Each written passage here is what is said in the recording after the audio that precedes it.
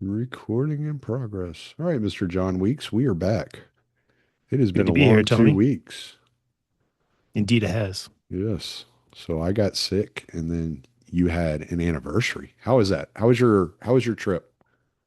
It was very lovely. Good. Um, it was to commemorate the anniversary of the death of my wife's mother.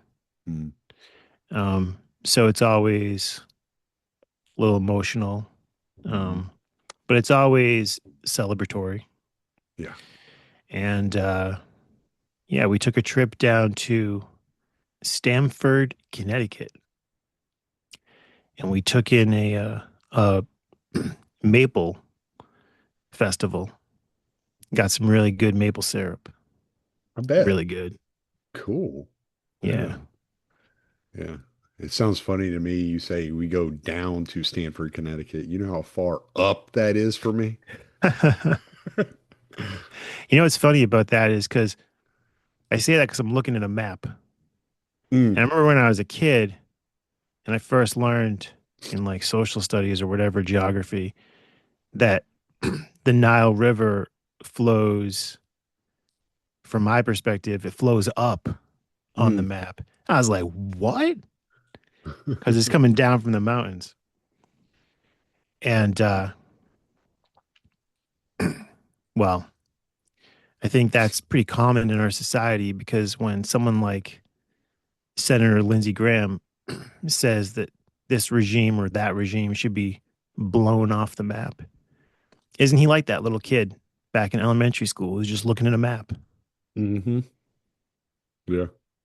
Yeah, and Ted Cruz wants to know if sand can glow in the dark. Yeah, they're just a bunch of children. Got to make the grass grow and the sand glow. Yeah. Yep. So, what makes the grass grow? Blood, blood, blood. Yep. I've been there. Will there be any blowback? Hell no. That's a made up term. Those stupid gay libertarians came up with that. Commie bastards. Oh, damn butt fucking queers. I tell you, every single one of them. I like how the great Scott Horton innovated with that and came up with Backdraft, where it blows up immediately. Yeah. So we start bombing Iran, and then a couple days later, boom, terrorist attack. Yep. That's Backdraft, boy. Yeah. I try not to pay too much attention to all the bad news. It's not good for the soul. All right. Well, so we have done the introduction and we have done chapter one of the book. What is it? Rules for Radicals. That's right. I know where I'm at. So, unlike the last time, I did not have an opportunity to go over this chapter today. Last time I listened to it was 3 weeks ago, just before I got sick. So, I do not have any standing notes, but I'm sure there's going to be plenty of places to stop because of the uh, make the means and ends of things are always going to have be an issue with me. That's one of those things that I always have issue with is uh, is means and ends. So I'm sure there will be plenty of places for us to stop as usual. No doubt. If you want me to stop reading, just tell me to shut up and we will shut up for a minute and see where the conversation takes us. I'll be more polite, but will do. Yeah. You know what I'm saying. It's that Southern charm I'm bringing to the table. All right. So, chapter two of Means and Ends. We cannot think first and act afterwards. From the moment of birth, we are immersed in action and can only fitfully guide it by taking thought. Alfred North Whitehead. That perennial question, does the end justify the means, is meaningless as it stands. The real and only question regarding the ethics of means and ends is, and always has been, does this particular end justify this particular means? Life and how you live it is the story of means and ends. The end is what you want, and the means is how you get it. Whenever we think about social change, the question of means and ends arises. The man of action views the issue of means and ends in pragmatic and strategic terms. He has no other problem. He thinks only of his actual resources and the possibilities of various choices of action. He asks of ends only whether they are achievable and worth the cost, of means only whether they will work. To say that corrupt means corrupt the ends is to believe in the immaculate conception of ends and principles.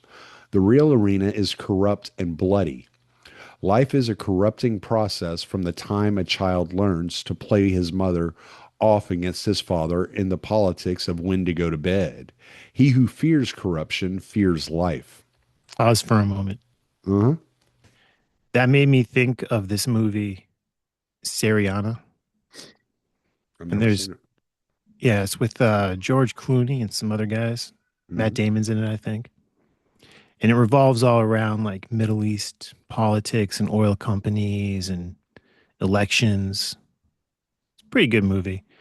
There's a scene where I believe it's an oil executive is upset that some federal prosecutor is looking to bring corruption charges against his oil company or maybe him personally. And he has this fun little monologue where he's like, corruption is why we're prancing around in this great society instead of fighting for scraps of meat out on the streets. And he just goes on and on. And at the end, he goes, corruption is why we win. Mm. And I thought of that scene when Mr. Alinsky was defending corruption. Yeah. It makes me think of Walter Block in such a way that if your ends are some arbitrary like agency with no moral boundaries, it doesn't matter what your means are to get to them, right? So Mr. Block wrote that book defending the indefensible, in which he's like arguing for prostitution to be legal and how it's actually better for society to have the degeneracy of prostitution because it gives the women the freedom to do with their bodies as they want. But it doesn't take into account the reaction to this, right? And what that does to the soul of the entire society as a whole. Because if your society, if every person within your society is intimately familiar with degeneracy and debauchery, then the entire society is debauch and degenerate, right? And so Saul Alinsky here isn't taking into consideration when he's talking about, well, the corruption just is part of it. I mean, man is a fallen creature. We're corrupt from our youth, so we might as well embrace the corruption. But he doesn't consider he shrugs off the fact that by introducing the corrupt nature of humanity into the ends, that it would corrupt the ends. And maybe it won't corrupt the ends itself, but it will corrupt the people that are there to enjoy the ends, right? Because the way you act is becomes who you are. So your habits begin to control your life, right? Like how many times has a smoker gotten up 30 minutes into a movie to go outside and have a cigarette only to miss like the most, important 5 to 10 minutes of that movie so they can get that nicotine fix, right? And so that corruptive act of smoking, of inhaling cancerous materials into their lungs has become such an identifying principle in their life that they're willing to give up, the good things in life in order to um, observe and enjoy that corrupting principle. And so you always have to take into consideration how the corrupt acts may not corrupt the ends itself, but it will corrupt the people that were committing those acts in order to reach those ends. I forget if it was Augustine or Aquinas, but one of those guys, I believe, said something like, right action leads to right thinking, Mm. not the other way around. I just Right. thought of that when you were saying that. And it kind of makes me feel like Alinsky's kind of flipping that, where he's like, well, yeah, you start out acting before you're really able to think. Therefore, might as well stay stuck in the actions that you're doing Yeah. instead of committing to changing your behavior so that it changes the way you think about things. Right. And what's funny is just by invoking the idea of corruption, then he's implicitly saying that there was something good or there is something good that's being corrupted. And it's like he's almost like saying that, oh, well, I mean, there's no like objective good and evil Hmm. or intrinsic good and evil. It's just power, just Yep. whatever power decides. And whenever someone starts talking like that, I'm like, oh, okay, it's only a matter of minutes before they bring up like slavery or the Holocaust Hmm. because they're going to make normative assumptions. Yeah. And it's like, well, is that's just how you look at it? Because you're not going to say it like that. Alinsky is going to present it like, yeah, we all know this is evil. That's why we're organizing. I always find that this kind of discourse really fascinating. And people are getting into the ethics and the means and the ends, Right. especially when they're trying to justify something that perhaps would not have a consensus within you know the white heteronormative patriarchy Yeah. capitalist society that he's trying to destroy. Well, and he's basically saying there is no repentance, that you cannot turn against your evil nature, that you should just embrace it and use it for your power. Use it to gain as much power and wealth as you can, because it's naturally part of who you are. I mean, when he says here, he who fears corruption fears life. He's not saying go out and try to make yourself a better person. He's saying utilize the worst elements of your human nature to grab power, and don't be afraid to go out there and utilize those elements. That's what he's saying. And it's just like, all right, whatever, dude.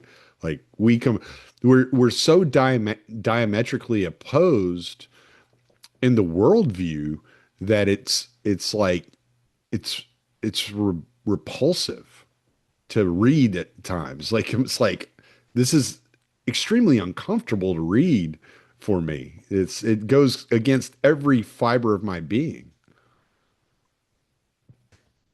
So, for those of you at home who are keeping score, so far, Alinsky has told us there's no hope, and now there's no salvation, there's no repentance.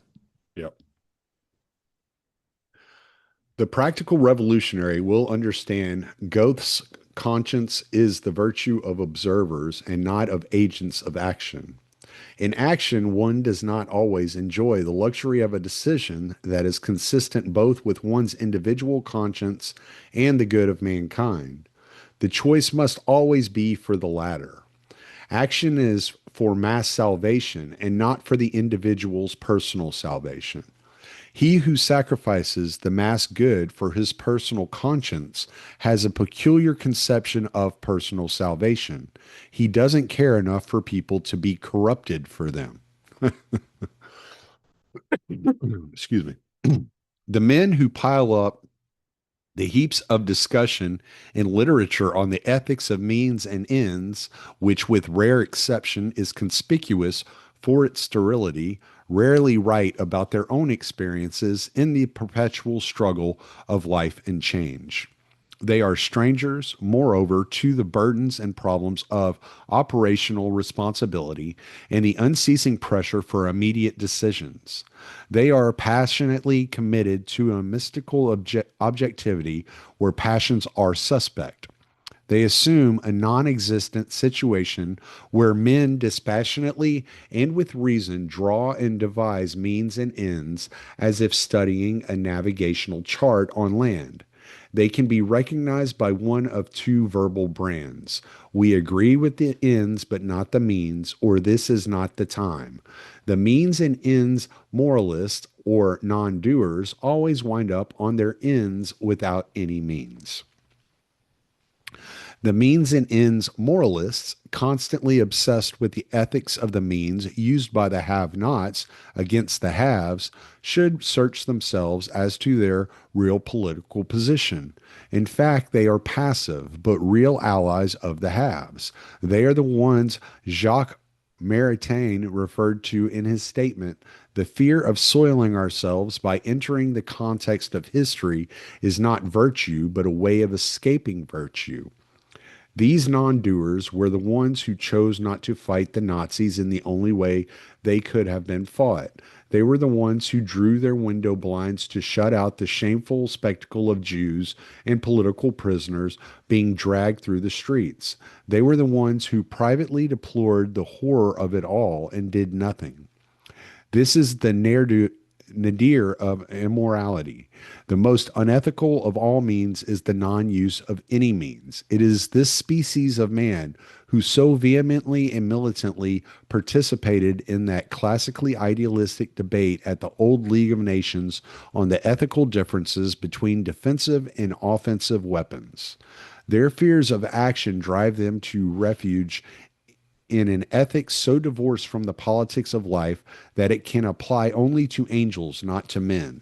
The standards of judgment must be rooted in the whys and wherefores of life as it is lived, the world as it is, not our wished for fantasy of the world as it should be. Excuse me. He I invoked the Holocaust. Yeah, he invoked the Holocaust, and he's turning to this um, whole. Well, you have to give up your personal convictions because your personal convictions are standing in the way of progress.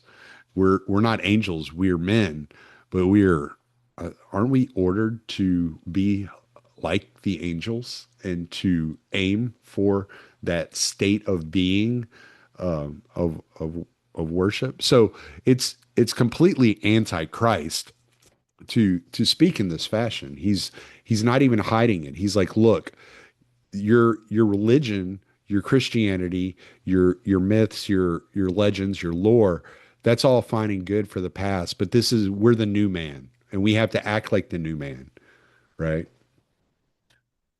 So put all those ideas of becoming Christ-like out of your mind and be human. We're realizing historical necessity. Yeah. Get in, loser.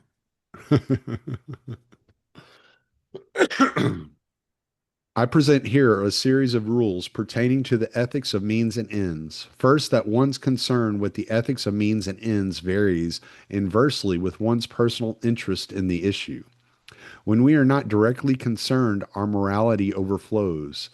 As La Rochefoucauld put it, we all have strength enough to endure the misfortunes of others. Notice how I pronounced that name. I have no idea if I said it right. I just acted like I did, so everybody thinks that's the way you say it. I think you nailed it. Because when I was Probably. listening to it, I was like, "Did he just say Foucault?" And then I had to look at my Kindle version, and I was like, "Oh no, I've never heard of this cat." Me neither.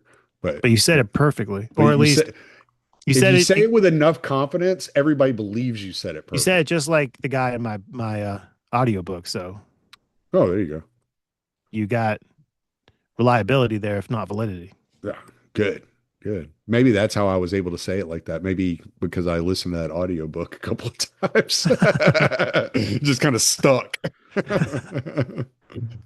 Accompanying this rule is the parallel one that one's concern with the ethics of means and ends varies inversely with one's distance from the scene of conflict.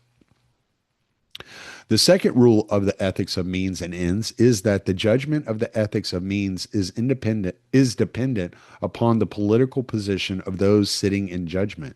If you actively opposed the Nazi occupation and joined the underground resistance, then you adopted the means of assassination, terror, property destruction, the bombing of tunnels and trains, kidnapping, and the willingness to sacrifice innocent hostages to the end of defeating the Nazis. That's Those why they who call us Nazis. That's why they call you Nazis. That's right. That's the only reason. Those who opposed the Nazi conquerors regarded the resistance as a secret army of selfless, patriotic idealists, courageous beyond expectation and willing to sacrifice their lives to their moral convictions. To the occupation authorities, however, these people were lawless terrorists, murderers, saboteurs, assassins who believed that the end justified the means and were utterly unethical according to the mystical rules of war. Any foreign occupation would so ethically judge its opposition. However, in such conflict, neither protagonist is concerned with any value except victory. It is life or death. To us, the Declaration of Independence is a glorious document and an affirmation of human rights. To the British, on the other hand, it was a statement notorious for its deceit by omission. In the Declaration of Independence, the Bill of Particulars, attesting to the reasons for the revolution, cited all of the injustices which the colonists felt that England had been guilty of, but listed none of the benefits. There was no mention of the food the colonies had received from the British Empire during times of famine, medicine during times of disease, soldiers during times of war with the Indians and other foes, or the many other direct and indirect aids to the survival of the colonies. Neither was there notice of the growing number of allies and friends of the colonists in the British House of Commons, and the hope for imminent remedial legislation to correct the inequities under which the colonies suffered. Just one correction. He says, to the British, on the other hand, the Declaration of Independence was a statement notorious for its deceit by omission. This man never talked to anybody from Britain because they do not think of the Declaration of Independence, let alone the American Revolution, in any way, shape, or form unless an American brings it up to them. They do not care. They have moved on. We are the only ones that are proud that the French had to come help bail us out with their croissants.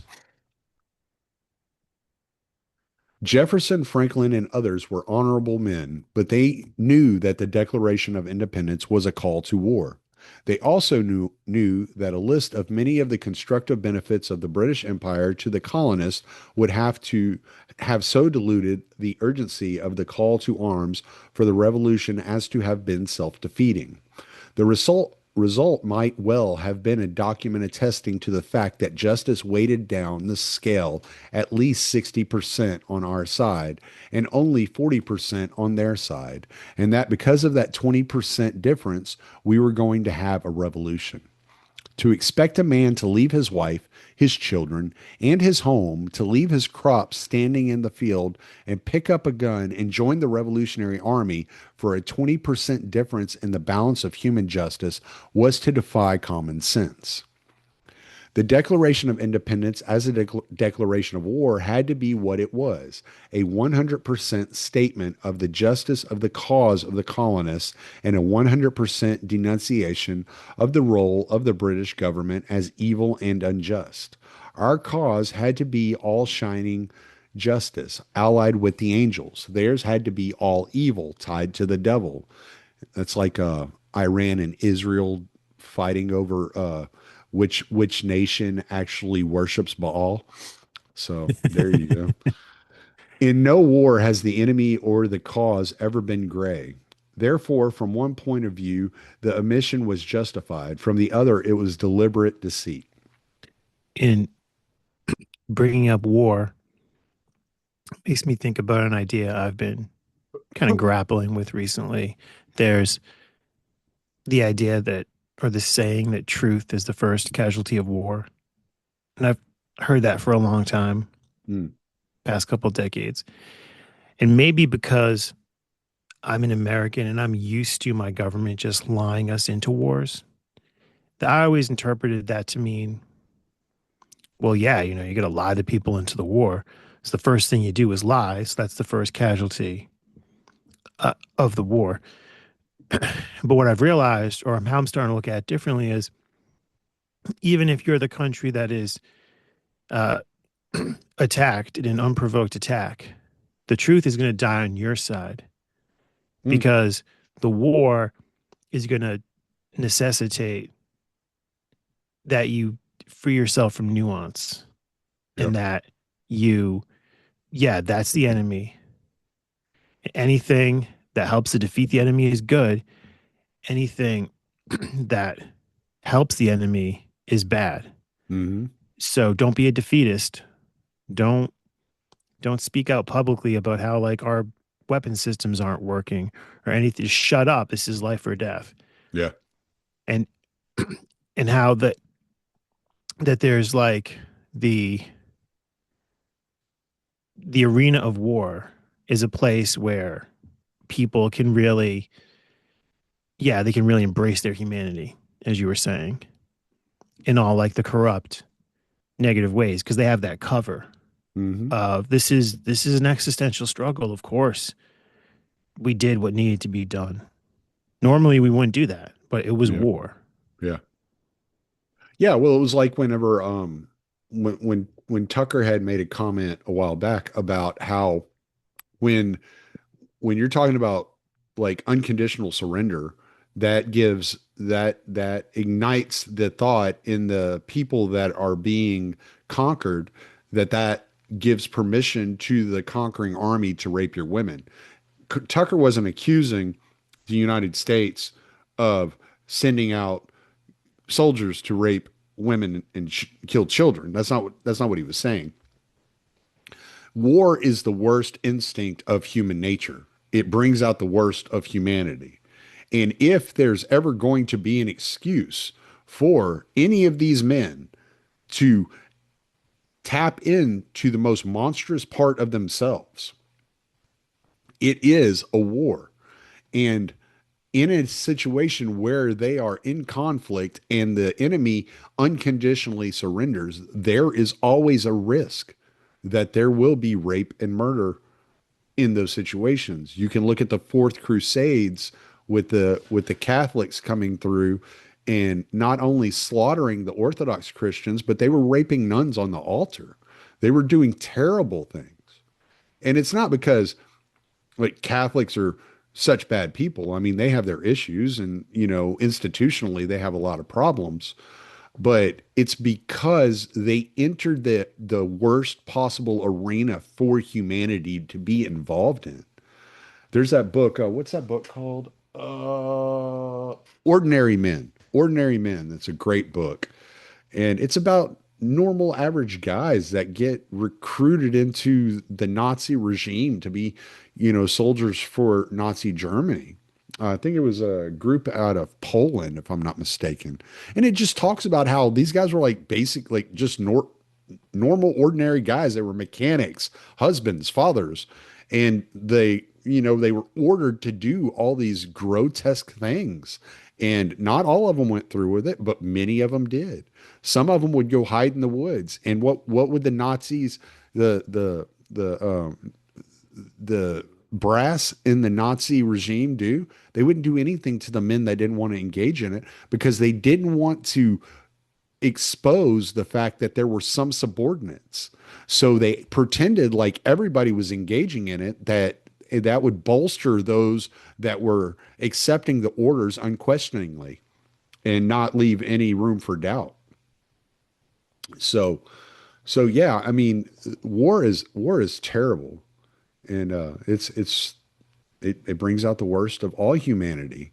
And when you said that truth was the first casualty of war, I always thought you were making the argument that Khomeini was truth or something. And I was like, no, that's definitely not it.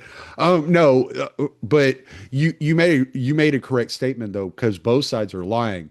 And this is why it's hard from my perspective, it's hard to listen to anybody on the left, even though I agree with them on being anti-war. It's hard, very difficult for me to listen to anyone on the left. And I throw a hissy fit about this sometimes when I hear my friends start spreading like leftist talking points. And the reason is they will start utilizing the data from the enemy to prove that America is wrong. And my point is, we don't need the lies of the enemy to prove that our government is lying. We can just look at our government and chase down the lies without spreading the enemy's propaganda as well. And the left is really bad about that. They are really bad about, well, I'm not on Iran's side, but Iran is reporting blah, blah, blah, blah, blah. And I'm like, of course they're reporting that because they want the Iranians to read that. Like they want the Iranians, they want the spirit in Iran. It's just like if you talk to anybody about the Ukraine Russia war, depending on who they want to win that war is who's winning the war. You know, you'll hear some people in the Congress say that Ukraine is winning. And then you'll hear other people say, no, Russia's winning. And it's like, I don't think anybody's winning, man. I think everybody loses at war. I think it's bad for humanity. I think it's bad for everybody. Even if you quote unquote win the war, you conquer your enemy, your soul has been completely corrupted, and Saul Alinsky is on your side. I know a That should nurse. be the new the commercial was a State Farm, the Mayhem guy. He could just come up, I'm corruption. And I am in your soul. Embrace me. Sorry, I go ahead. I know a nurse who works in the VA system. She tells me some crazy stories. And one story she told me was about a Vietnam veteran who came in to the VA. And unlike many of the guys she works with, he didn't have uh really any big problems. Like he wasn't physically injured. He didn't have any substance abuse issues. He didn't have any like psychosis or anything like that. He just had really bad insomnia. Mm, And he would just like pace the hallways like all night. And she talked to him about it. And he's like, I hate to fall asleep because when I fall asleep, I hear his screams. And as she's telling me this story, I'm like, oh God, he must have like in my head, I'm picturing like a battlefield. He must have like seen his buddy die, like in his arms or something, like in a movie. And but no, that wasn't what it was at all. It was that he ran over a Vietnamese guy in his truck. So now as she's telling me this story, and I'm picturing a battlefield, even though like I mm, know this is wrong, but my mind is just giving me this right. These images, yeah. right of the battlefield, and it's all crazy and people shooting, and he runs the guy over and he's screaming, he feels really bad. No, he's just driving through Saigon and he hits a guy because like whatever, like it's busy or whatever. And the superior officer who's sitting shotgun orders him to back up and finish the guy off. And he does. And he's been hearing that guy scream every night for the rest of his life. Mm, I was like, damn, that is like, I mean, when they talk about moral injury, yeah. that is like some crazy stuff. Mm, That was just one little story. And there's like billions of stories like that, I'm sure. yeah. And yeah, and that is never even really even discussed. Yeah, we don't talk about the innocence. Well, we try to, but they don't like to talk about the innocent lives lost and what that does to somebody knowing that they killed somebody who's innocent. I think I remember hearing a story, and I'd have to go back. There was a documentary that came out a few years back about the operators of drones, the drone operators, and the amount of PTSD they were suffering because they knew the amount of innocent lives they were taking along with the terrorist lives. And they could see, like, it would show videos and it was like all, I mean, you've seen these types of videos, right? It is like there's like the collateral murder video and stuff like that. It's all like heat sensor, and they could see, but they could see how many people were down there. And it's like those two people are our targets, and there's 30 other people right there, you know?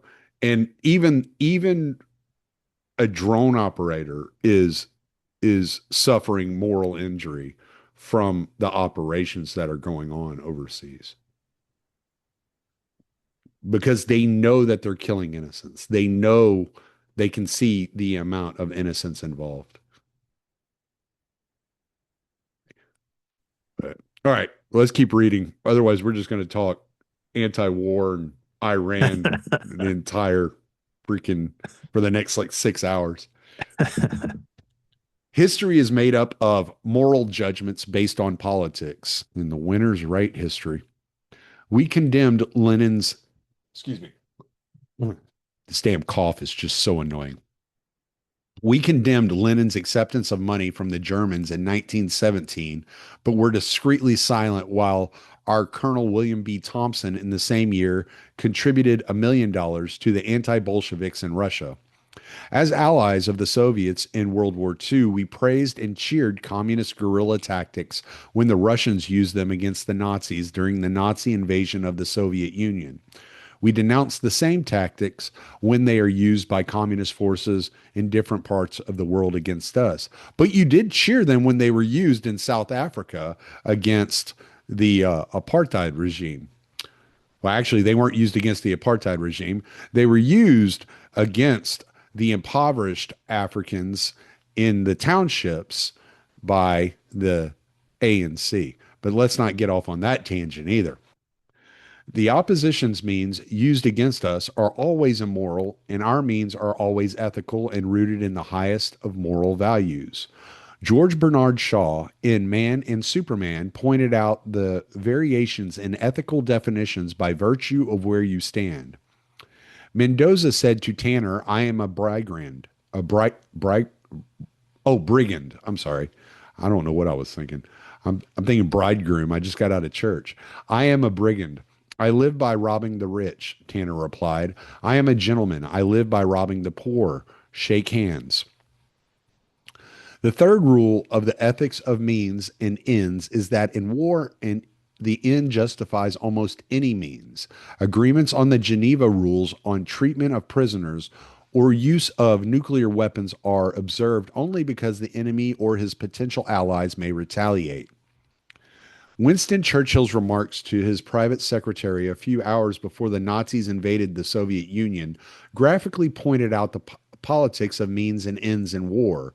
Informed of the imminent turn of events, the secretary inquired how Churchill, the leading British anti-communist, could reconcile himself to being on the same side as the Soviets. Would not Churchill find it embarrassing and difficult to ask his government to support the communists? Churchill's reply was clear and unequivocal. Not at all. I have only one purpose, the destruction of Hitler. And my life is much simplified thereby. If Hitler invaded hell, I would make at least a favorable reference to the devil in the House of Commons. In the Civil War, President Lincoln did not hesitate to suspend the right of habeas corpus and to ignore the directive of the Chief Justice of the United States. Again, when Lincoln was convinced that the use of military commissions to try civilians was necessary, he brushed aside the illegality of this action with the statement that it was indispensable to the public safety. He believed that the civil courts were powerless to cope with the insurrectionist activities of civilians. Must I shoot a simple minded soldier boy who deserts, while I must not touch a hair of a wily agitator who induces him to desert? The fourth rule of the ethics of means and ends is that judgment must be made in the context of the times in which the action occurred and not from any other chronological vantage point. The Boston Massacre is a case in point. British atrocities alone, however, were not sufficient to convince the people that murder had been done on the night of March 5th. There was a deathbed confession of Patrick Carr that the townspeople had been the aggressors and that the soldiers had fired in self defense. This unlooked for recantation from one of the martyrs who was dying in the odor of sanctity with which Sam Adams had vested them sent a wave of alarm through the Patriot ranks. But Adams blasted Carr's testimony in the eyes of all pious New Englanders by pointing out that he was an Irish papist who had probably died in the confession of the Roman Catholic Church. After Sam Adams had finished with Patrick Carr, even Tories did not dare to quote him to prove Bostonians were responsible for the massacre. To the British, this was a false, rotten use of bigotry and an immoral means of characteristic of the revolutionaries or the Sons of Liberty. To the Sons of Liberty and to the Patriots, Sam Adams' action was brilliant strategy and a God sent lifesaver. Today, we may look back and regard Adams' action in the same light as the British did, but remember that we are not today involved in a revolution against the British Empire. And this is the tactic that's still used today. You'll see this all the time. And I just keep pointing to Tucker Carlson because it's the most obvious example. But because he stands defiantly against the war in Iran, and he is repeating the words of Marco Rubio in a negative fashion, then he's anti Semitic. But when Marco Rubio says, hey, we had to go to war in Iran and fire these missiles at Iran because Iran was going to fire missiles at American soldiers because Israel was going to fire missiles at Iran, it's considered good because Marco Rubio is for the action. And this is just the way it goes.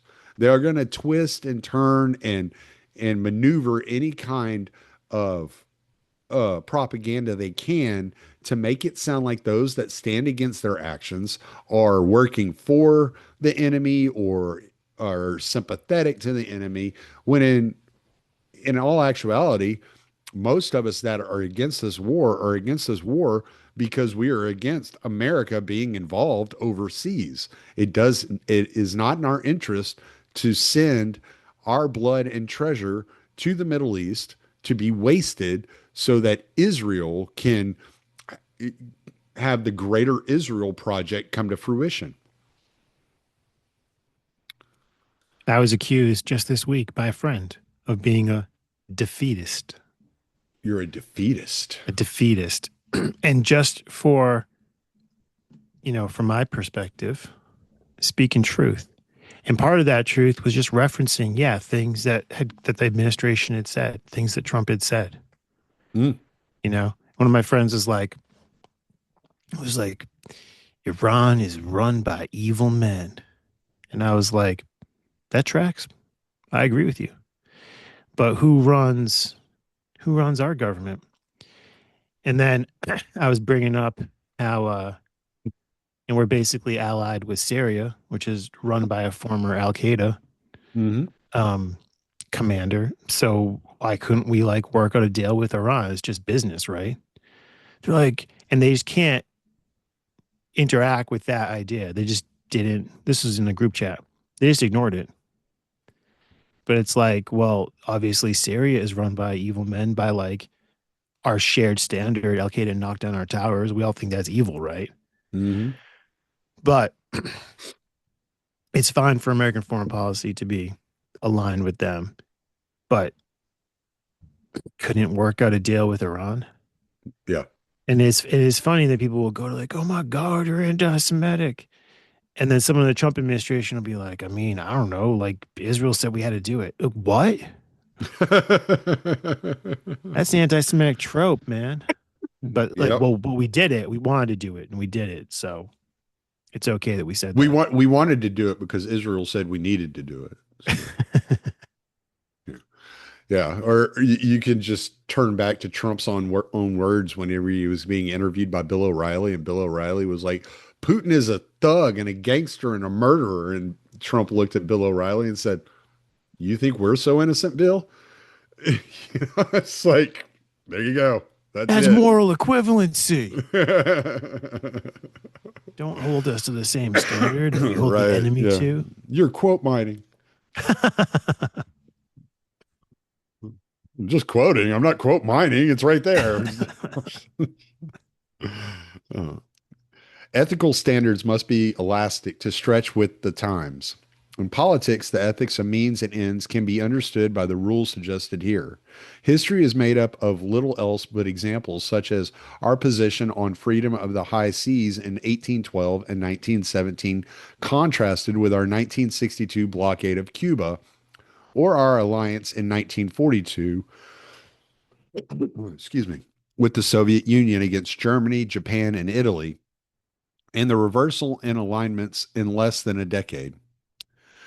Lincoln's suspension of habeas corpus, his defiance of a directive of the Chief Justice of the United States, and the illegal use of military commissions to try civilians were by the same man who had said in Springfield 15 years earlier, "Let me not be understood as saying that there are no bad laws, or that grievances may not arise for the redress of which no legal provisions have been made.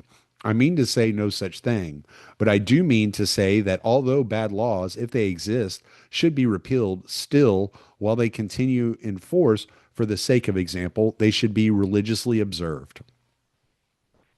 This was also the same Lincoln who, a few years prior to his signing the Emancipation Proclamation, stated in his first inaugural address, "I do but quote from one of those speeches when I declared that I have no purpose, directly or indirectly, to interfere with the institution of slavery in the states where it exists.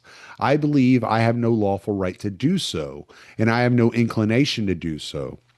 Those who nominated and elected me did so with full knowledge that I made this and many similar declarations, and I've never recanted them." Oh, now we got a slavery reference. Slavery and the Holocaust. It's so funny. It's like, look, Tommy, there's no such thing as good and evil. Or maybe there is, but it doesn't matter what you think it is. Yeah. But slavery, that was pure evil. We all agree on that, right? Yeah. It's So evil we have because to it's do the evil. most evil thing in the world to end it. Because two wrongs make a right. That's what I was always taught, I think. Something like that. Forget someone was, Or is it two rights don't make a wrong? Well, I don't remember. I don't know, it was I'm corrupted. I don't know.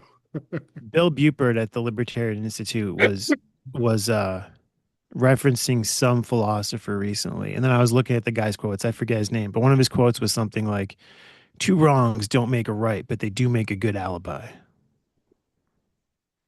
Yeah, that's about right. Yeah. Well, again, as Napoleon pointed out, history is written by the winners, so you can justify anything in hindsight. So, and if something happens that you can't justify, even though I mean they justify dropping nuclear bombs. If you can justify dropping nuclear bombs and killing 60% of the Christian population of Japan, then you can justify anything. There's nothing you can't justify. I mean, you were literally burning children to death. So, I mean, let's just look at it with clear glasses. They can justify anything. And if by chance it happens to be something so uncomfortable they don't want to justify, they just leave it out of the records. I like how, like growing up, learning about Hiroshima and Nagasaki, I was always told the justification I was giving is, well, it was either that or send in the ground troops and lose 1 million men. Yeah, So, or yeah, more people were going to die if we. right. Yeah. And then it was always like presented to me as like we were going to lose American soldiers. But Hmm. then in real time, and I've since heard this justification was like, well, more Japanese would have died. We were doing this to save the Japanese. Yeah, I've heard that too. Well, I'm killing you for your own good. Did you understand? Iran has killed 100,000 protesters. We need to get in there and start bombing these people. Oh no, 5 minutes have passed. Now it's 130,000. I forget the quote exactly from Trump when he announced the start of the war, but he's like, I'm paraphrasing, but he's like, I say to the Iranian people, the hour of your freedom is at hand. Please stay inside. Bombs will be dropping everywhere. Like, wow, someone actually wrote that for him. That's crazy. We're from the Empire and we're here to help. And he delivered it like a G. Ugh. Those who would be critical to the ethics of Lincoln's reversal of positions have a strangely unreal picture of a static, unchanging world where one remains firm and committed to certain so called principles or positions. In the politics of human life, consistency is not a virtue. To be consistent means, according to the Oxford Universal Dictionary, standing still or not moving. Men must change with the times or die. The change in Jefferson's orientation when he became president is pertinent to this point. Jefferson had incessantly attacked President Washington for using national self interest as the point of departure for all decisions. He castigated the president as narrow and selfish and argued that decisions should be made on a world interest basis to encourage the spread of the ideas of the American Revolution. That Washington's adherence to the criteria of national self interest was a betrayal of the American Revolution. However, from the first moment when Jefferson assumed the presidency of the United States, his every decision was dictated by national self interest. This story from another century has parallels in our century and every other. And then tomorrow, Lindsey Graham's going to come out and say that he is the long, long lost great grandson of Thomas Jefferson and his slave in which he had children with. That's where he gets his war hawkism runs in his blood because everybody remembers Thomas Jefferson was the first to declare war on Islam and the Barbary pirates. That's why he created the Marines. The call to prayer is keeping me awake. The fifth rule of the ethics of means and ends is that concern with ethics increases with the number of means available and vice versa. To the man of action, the first criterion is determining which means to employ is to assess what means are available. Reviewing and selecting available means is done on a straight utilitarian basis. Will it work? Moral questions may enter when one chooses among equally effective alternate means. But if one lacks the luxury of a choice and is possessed of only one means, then the ethical question will never arise. Automatically, the lone means becomes endowed with a moral spirit. Its defense lies in the cry, "What else could I do? I had no choice. I tripped, fell out of my clothes, and landed on a continent of dicks. I wasn't cheating on you, I promise." Inversely, the secure position in which one possesses the choice of a number of effective and powerful means is always accompanied by that ethical concern and serenity of conscience so admirably described by Mark Twain as the calm confidence of a Christian holding four aces. To me, ethics is doing what is best for the most. During a conflict with a major corporation, I was confronted with a threat of public exposure of a photograph of a motel, Mr. and Mrs. registration, and photographs of my girl and myself. I said, "Go ahead and give it to the press. I think she's beautiful, and I have never claimed to be celibate. Go ahead." That ended the threat. He's getting into subjectivism now. Almost on the heels of this encounter, one of the corporation's minor executives came to see me. It turned out that he was a secret sympathizer with our side. Pointing to his briefcase, he said, "In there is plenty of proof that so and so, a leader of the opposition, prefers boys to girls." I said, "Thanks, but forget it. Lindsey Graham is taken.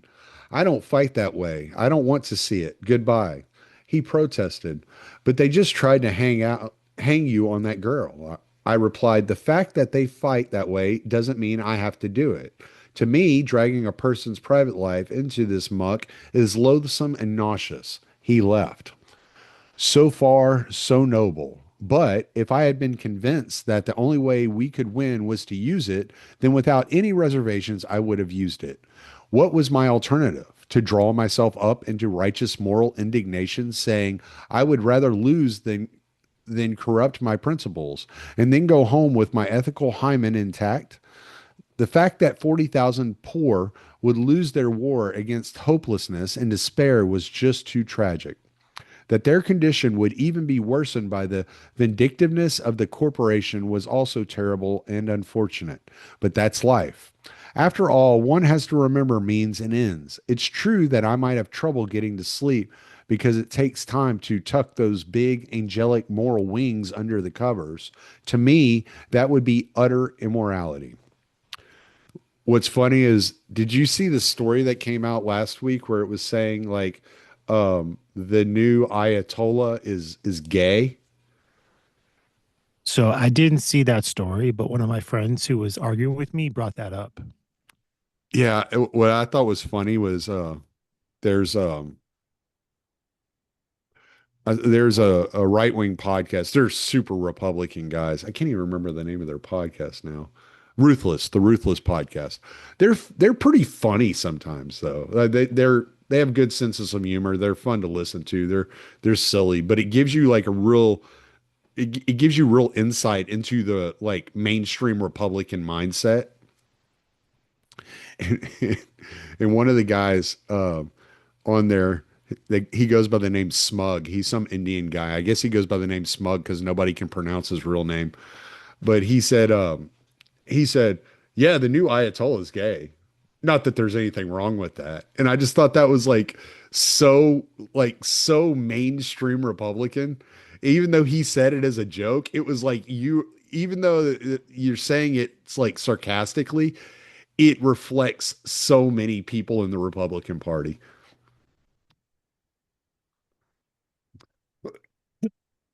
Damn cough. I will curse you until you leave me alone. The sixth rule of the ethics of means and ends is that the less important the end to be desired, the more one can afford to engage in ethical evaluations of means. The seventh rule of the ethics of means and ends is that generally success or failure is a mighty determinant of ethics. The judgment of history leans heavily on the outcome of success or failure. It spells the difference between the traitor and the patriotic hero. There can be no such thing as a successful traitor, for if one succeeds, he becomes a founding father. The eighth rule of the ethics of means and ends is that the morality of a means depends upon whether the means is being employed at a time of imminent defeat or imminent victory. The same means employed with victory seemingly assured may be defined as immoral, whereas if it had been used in desperate circumstances to avert defeat, the question of morality would never arise. In short, ethics are determined by whether one is losing or winning. From the beginning of time, killing has always been regarded as justifiable if committed in self defense. Oh gosh, from the beginning of time. Since time immemorial. What's funny He is should have said since Cain and Abel. that was self defense. That was It was preemptive. self-defense. Preemptive I had strike. to preemptively strike him so that I could build cities and create war propaganda and weapons. What's funny is he kind of sounds like in parts of this, he kind of sounds like utilitarian where he's like, well, I think the moral thing to do is whatever's best for the most people. Yeah. But then he's also like, well, like victory is what's moral and defeat is immoral. It's like, Sounds like Trump. what if like the victory that I win is bad for the most people? He's Yeah. not interacting with that contradiction. Well, but one of the shows I listen to regularly is Two Way with Mark Halperin, and he's kind of like libertarian-ish, I guess. He's kind of a straightforward journalist type. He's been a journalist for like 30 some odd years or something like that. And he's like kind of a straightforward journalist type. Doesn't really have a team, doesn't really pick a side. You can tell he likes Trump because he knows Trump, but he does air grievances whenever there's something Trump does that he disagrees with. But he loves this fucking war. Like he loves this war. And one of the things he keeps saying is the midterms depend on whether or not Trump wins this war. So it's basically like he's saying the same thing. Like if we accomplish victory in this war in Iran and we do it in a timely manner, then it's moral. It's okay. We should have done it. But if we're defeated or we don't do it in a proper time frame, then yeah, we probably shouldn't have gone, and it's going to reflect in the polls. And so it's kind of like the wisdom of the crowds kind of idea that the crowds will tell you if your line of reasoning is or if your action is moral or immoral based upon whether you win or lose.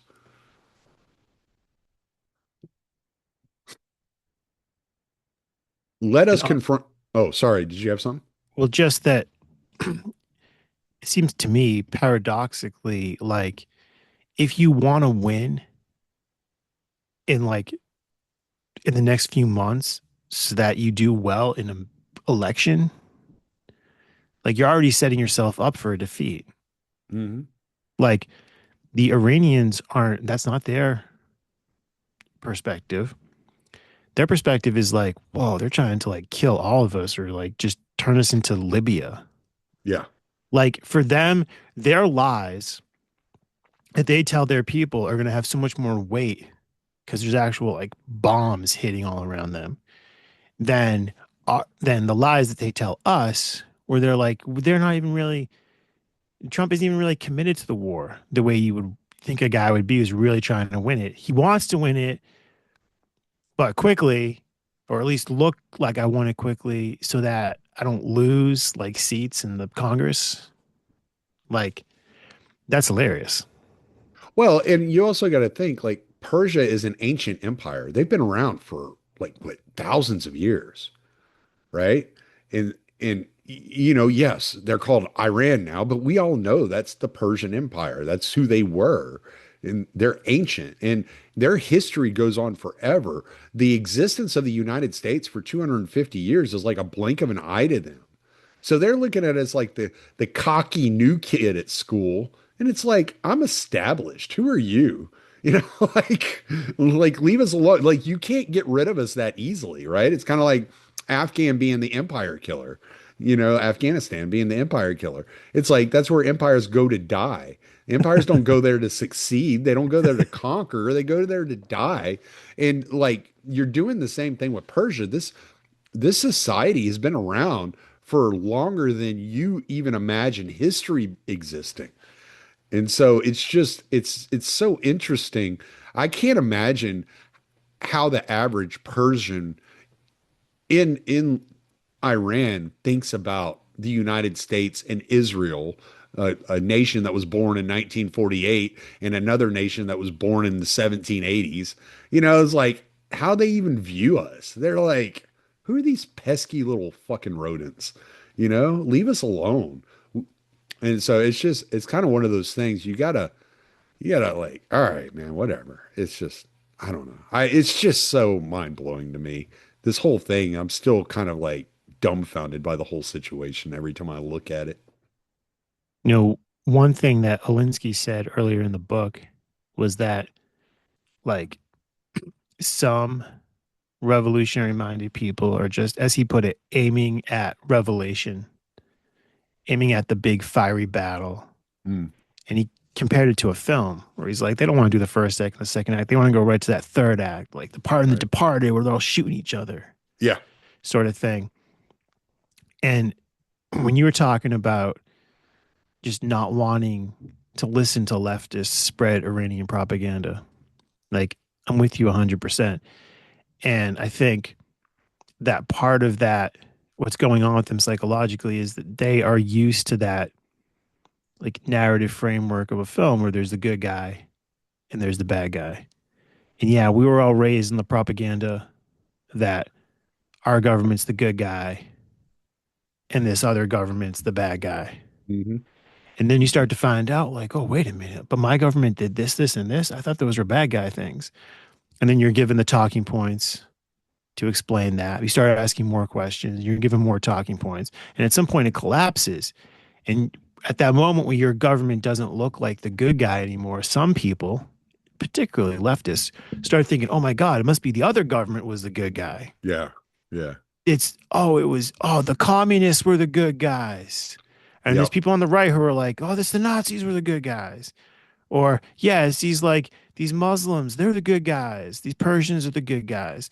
And then I see like leftists like that I'm friends with on Facebook, who I basically disagree with them on everything. I disagree with them on like every single thing except they think we shouldn't have done this war.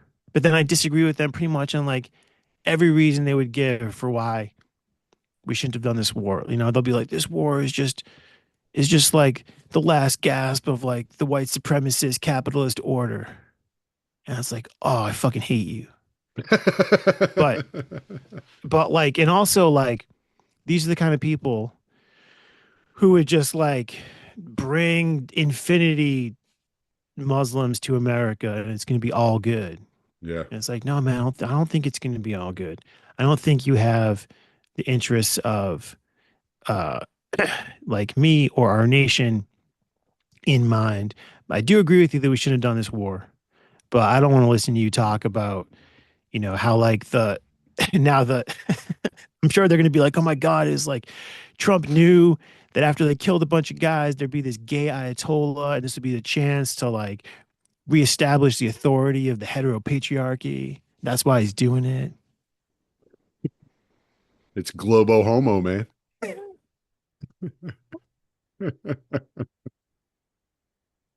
We'll send Yeah. Lindsey Graham to have a To tete-a-tete. negotiate. Yeah. Yeah, to negotiate a great peace. Yeah. No shit. Yeah. And then you find out they're both bad guys. People don't like that though. People don't. They really don't like They that. got it. No, they have to have that that bifurcation where something's good, something's bad. And it's like, yeah, that's not reality. Sometimes everybody involved is a bad guy. I saw some movie when I was a kid. I forget what it was called. I would love to watch it again. Um, but there's a great line that the protagonist says throughout the movie. He's like, "The bad guys are always bad. The good guys, who knows?" And it was about like cops and criminals and like intrigue and stuff. But I always remember Yeah. that line, and I'll think about it when I consider geopolitics. Right. Yeah. Yeah. Yeah. And when you mentioned The Departed a while ago, when everybody shooting at each other at the end of Departed, my mind went straight to Reservoir Dogs and not to Departed because the end scene when everybody's shooting at each other in Reservoir Dogs is the best end scene ever in any movie. Yes, I was a Quentin Tarantino dork when I was a kid. Yes, That is yes, a great I scene. watched all his movies, and anytime Stuck in the Middle of You comes on, I get a pain in my ear. All right. Let us confront this principle with the most awful ethical question of modern times. Did the United States have the right to use the atomic bomb at Hiroshima? When we dropped the atomic bomb, the United States was assured of victory. In the Pacific, Japan had suffered an unbroken succession of defeats. Now we were in Okinawa with an air base from which we could bomb the enemy around the clock. The Japanese Air Force was decimated, as was their Navy. Victory had come in Europe, and the entire European Air Force, Navy, and Army were released for use in the Pacific. Russia was moving in for a cut of the spoils. Defeat for Japan was an absolute certainty, and the only question was how and when the coup de grace would be administered. For familiar reasons, we dropped the bomb and triggered off as well a universal debate on the morality of the use of this means for the end of finishing the war. I submit that if the atomic bomb had been developed shortly after Pearl Harbor, when we stood defenseless, when most of our Pacific fleet was at the bottom of the sea, when the nation was fearful of invasion on the Pacific coast, when we were committed as well to the war in Europe, that then the use of the bomb at that time on Japan would have been universally heralded as a just retribution of hell, fire, and brimstone. Then the use of the bomb would have been hailed as proof that good inevitably triumphs over evil. The question of the ethics of the use of the bomb would never have arisen at that time, and the character of the present debate would have been very different. Those who would disagree with this assertion have no memory of the state of the world at that time. They are neither fools or liars or both. The ninth rule of the ethics of means and ends is that any effective means is automatically judged by the opposition as being unethical. One of our greatest revolutionary heroes was Francis Marion of South Carolina, who became immortalized in American history as the Swamp Fox. Marion was an outright revolutionary guerrilla. He and his men operated according to the traditions and with all of the tactics commonly associated with the present day guerrillas.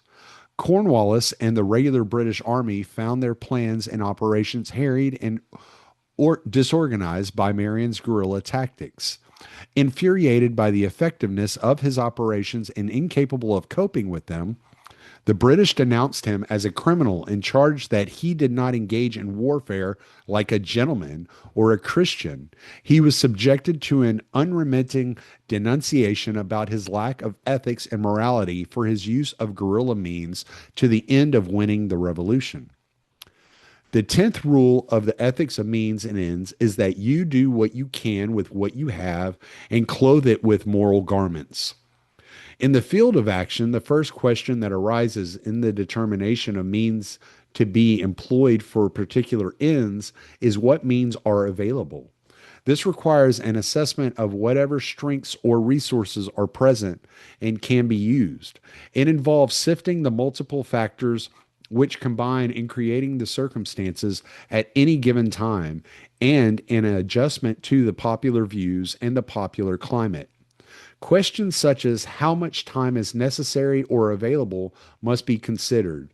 Who and how many will support the action? Does the opposition possess the power to the degree that it can suspend or change the laws? Does its control of police power extend to the point where legal and orderly change is impossible? If weapons are needed, then are appropriate weapons available? Availability of means determines whether you will be underground or above ground, whether you will move quickly or slowly, whether you will move for extensive changes or limited adjustments, whether you will move by passive resistance or active resistance, or whether you will move at all.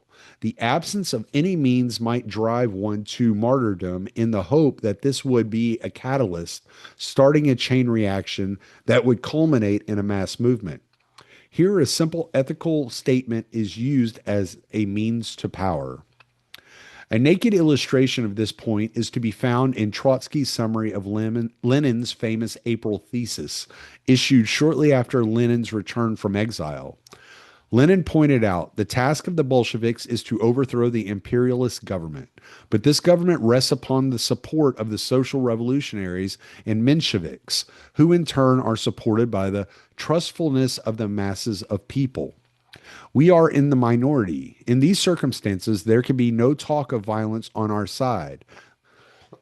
Excuse me. The essence of Lenin's speeches during this period was they have the guns and therefore we are for peace and for reformation through the ballot. When we have the guns, then it will be through the bullet, and it was. Mahatma Gandhi and his use of passive resistance in India presents a striking example of the selection of means. Here too, we see the inevitable alchemy of time working upon moral equivalence as a consequence of the changing circumstances and positions of the have-nots to the haves, with the natural shift of goals from getting to keeping. Yeah, I think that isn't that going to be rule 11 is a revolutionary once in power becomes a conservative. Gandhi is viewed by the world as the epitome of the highest moral behavior with respect to means and ends. We can assume that there are those who would believe that if Gandhi had lived, there would never have been an invasion of Goa or any other armed invasion. Similarly, the politically naive would have regarded it as unbelievable that great apostle of nonviolence, Nehru, would ever have countenanced the invasion of Goa, for it was Nehru who stated in 1955, "What are the basic elements of our policy in regard to Goa? First, there must be peaceful methods. This is essential unless we give up the roots of all our policies and all our behavior. We rule out non peaceful methods entirely. He was a man committed to nonviolence and ostensibly to the love of mankind, including his enemies. His end was the independence of India from foreign domination, and his means was that of passive resistance. History and religious and moral opinion have so enshrined Gandhi in this sacred matrix that in many quarters it is blasphemous to question whether this entire procedure of passive resistance was not simply the only intelligent, realistic, expedient program which Gandhi had at his disposal, and that the morality which surrounded this policy of passive resistance was to a large degree a rationale to cloak a pragmatic program with a desired and essential moral cover. Excuse me. Let us examine this case. First, Gandhi, like any other leader in the field of social action, was compelled to examine the means at hand. If he had had guns, he might well have used them in an armed revolution against the British, which would have been in keeping with the traditions of revolutions for freedom through force. Gandhi did not have the guns, and if he had the guns, he would not have had the people to use the guns. Gandhi records in his autobiography his astonishment at the passivity and submissiveness of his people in not retaliating or even wanting revenge against the British. As I proceeded further and further with my inquiry into the atrocities that had been committed on the people, I came across tales of government's tyranny and the arbitrary despotism of its officers, such as I was hardly prepared for, and they filled me with deep pain. What surprised me then, and what still continues to fill me with surprise, was the fact that a province that had furnished the largest number of soldiers to the British government during the war should have taken all these brutal excesses lying down. Gandhi and Sometimes, oh, go ahead. sometimes I feel that way about white people. I don't identify as white. I like being interesting. I don't identify as white either, but I know that there are people out there who would classify me as white with malevolent intentions. So I I, watch my six. I remember one time it was one of the an early episode I was recording and I had Quincy on. I don't know if you know who Quincy is, but he's another truck driver and he is a funny son of a bitch. And I would have him on just to come in and give comic relief, and him and I would just bullshit for like an hour and a half, 2 hours. And I made some joke sometime, and he goes, "Dude, you are the blackest motherfucker I have ever met in my life." It was one of the funniest things I'd ever heard. He'd come over to the house when he'd be driving through town. He'd come over to the house, and my dogs love him. I mean, these big old monsters, they just can't get enough Quincy when he's here. And he came over, and we're drinking beer. And I think he had to get up at like 5 o'clock the next morning and go back over the road. And so I I was like, "Hey, dude, it's getting late." And he's like, "Man, I'd move, man, but these dogs won't stop licking my legs, man. I think they're gonna lick the black right off of me." And they will. If he would sit there and he would let the dogs lick him for like hours, and they would just lick and lick and lick. He's like, eventually they're gonna get tired. I'm like, "No, Quincy, if you sit there and let them lick you, they are going to lick you."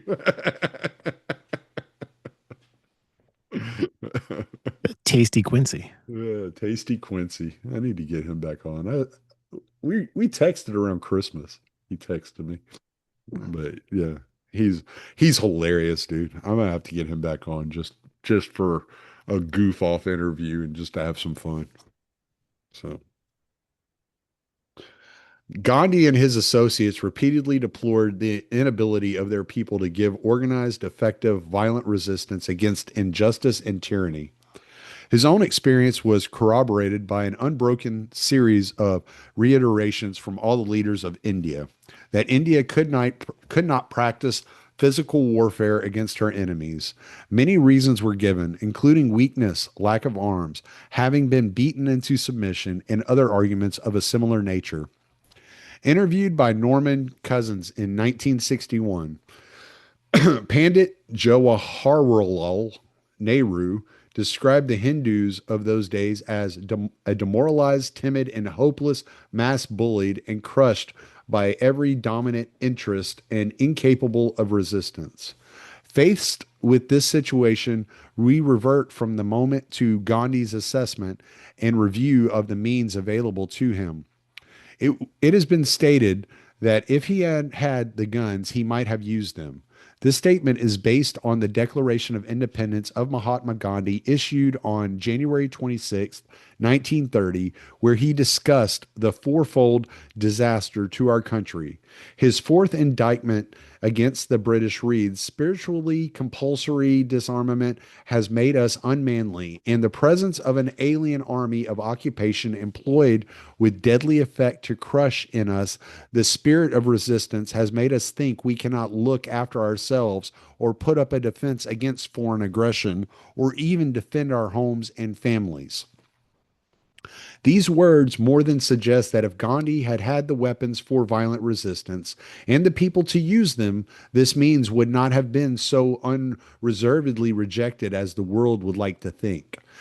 On the same point, we might note that once India had secured independence, when Nehru was faced with a dispute with Pakistan over Kashmir, he did not hesitate to use armed force. Now the power arrangements had changed. India had the guns and the trained army to use them, or to use the weapons, sorry. Any suggestion that Gandhi would not have approved the use of violence is negated by Nehru's own statement in that 1961 interview. It was a terrible time. When the news reached me about Kashmir, I knew I would have to act at once with force. Yet I was greatly troubled in mind and spirit because I knew we might have to face a war so soon after having achieved our independence through a philosophy of nonviolence. It was horrible to think of, yet I acted. Gandhi said nothing to indicate his disapproval. It was a great relief, I must say. If Gandhi, the vigorous nonviolent, didn't demur, it made my job a lot easier. This strengthened my view that Gandhi could be adaptable. Confronted with the issue of what means he could employ against the British, we come to the other criteria previously mentioned that the kind of means selected and how they can be used is significantly dependent upon the face of the enemy or the character of his opposition. Gandhi's opposition not only made the effective use of passive resistance possible, but practically invited it. His enemy was a British administration characterized by an old aristocratic liberal tradition, one which granted a good deal of freedom to its colonials and which always had operated on a pattern of using, absorbing, seducing, or destroying through flattery or corruption the revolutionary leaders who arose from the colonial ranks. This was the kind of opposition that would have tolerated and ultimately capitulated before the tactic of passive resistance. You know, I grew Gandhi. up. Oh yeah, go ahead.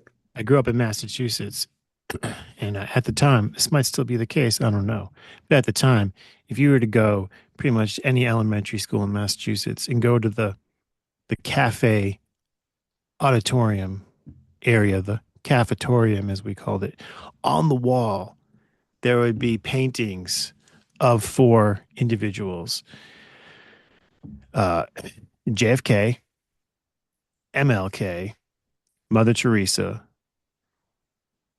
and Abraham Lincoln. Gandhi did not make it onto the wall, but he was definitely talked about a lot in the classroom.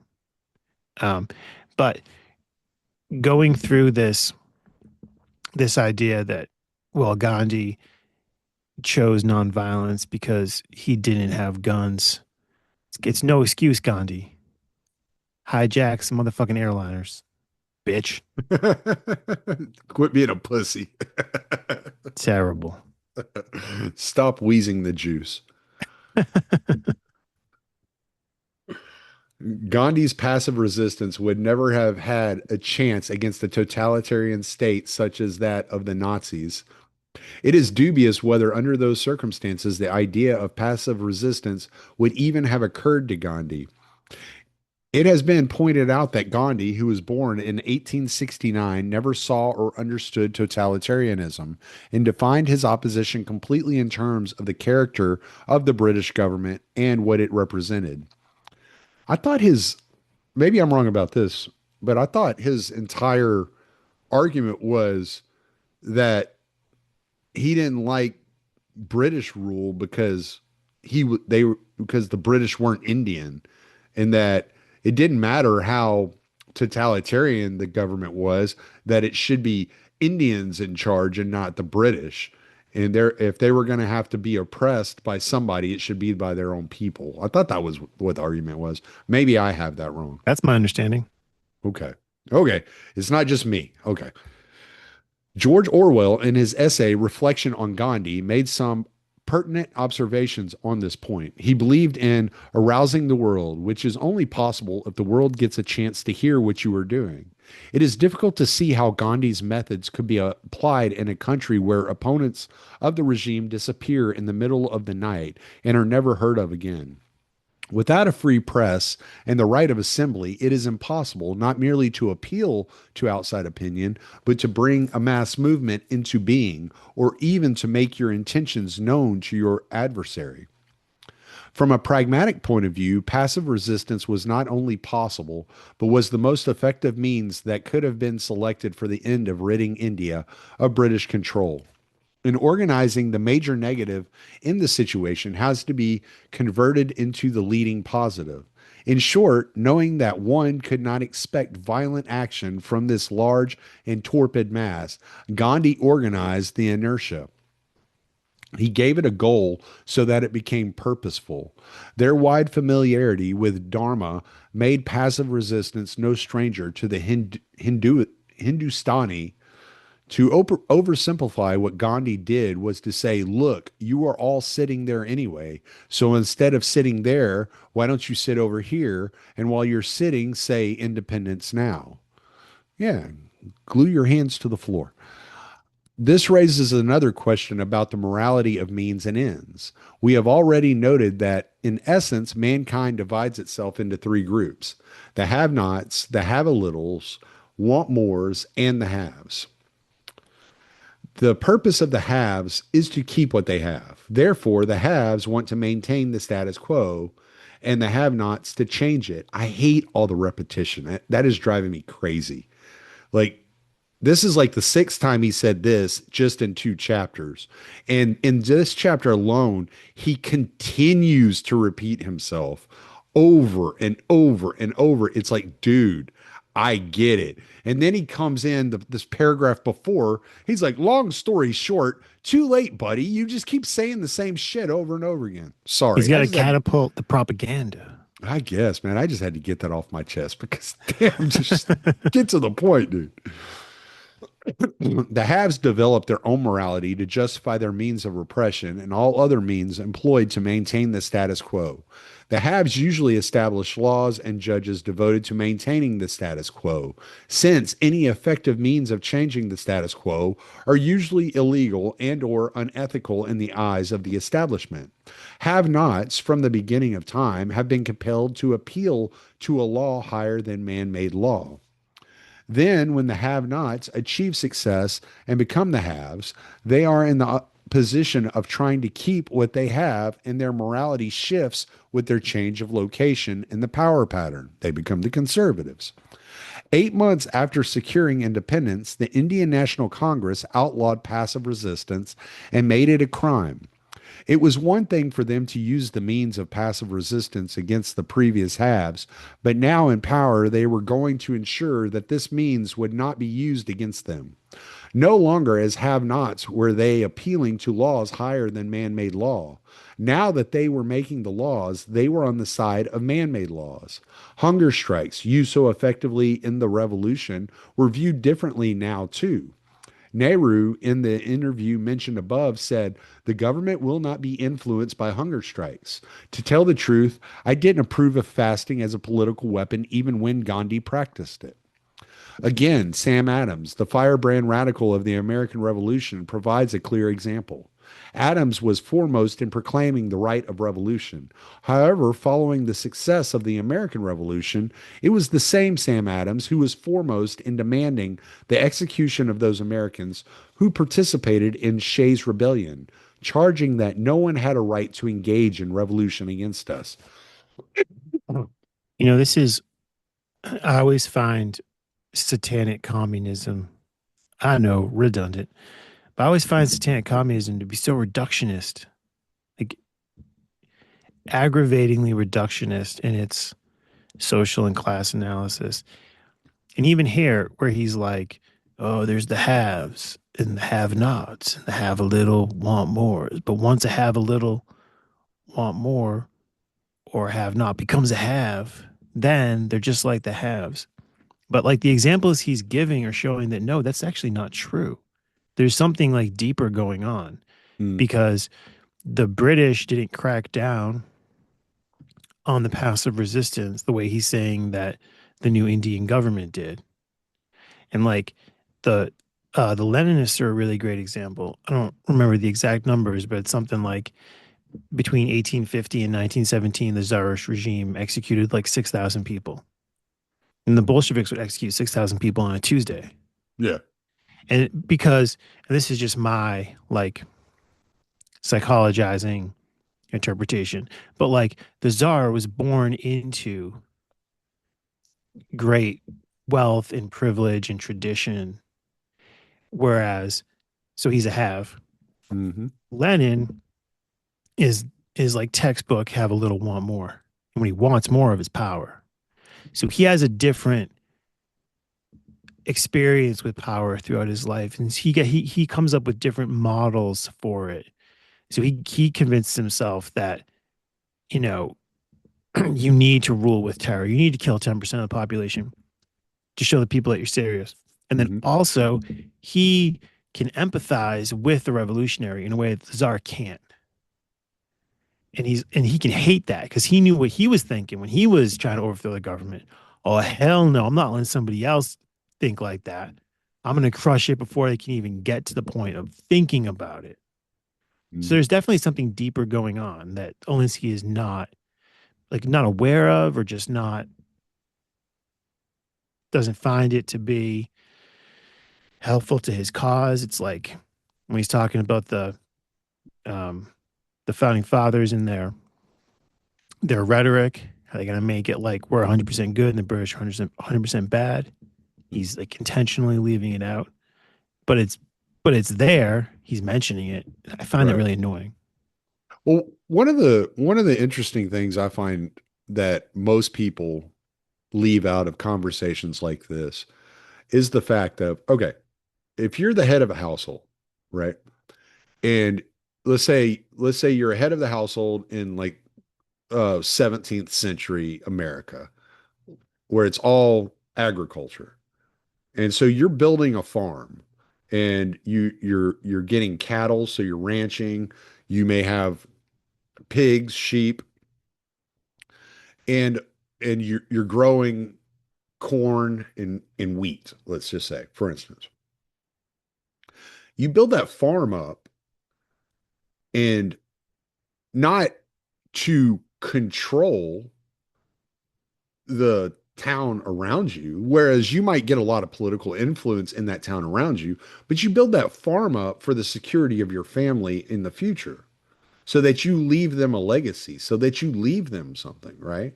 So when you look at the czarist or you look at any monarchist coming up in a system, their entire plan is to pass down into their lineage to their firstborn child, their firstborn son is going to take over this structure, this empire, that I'm building is going to my firstborn son.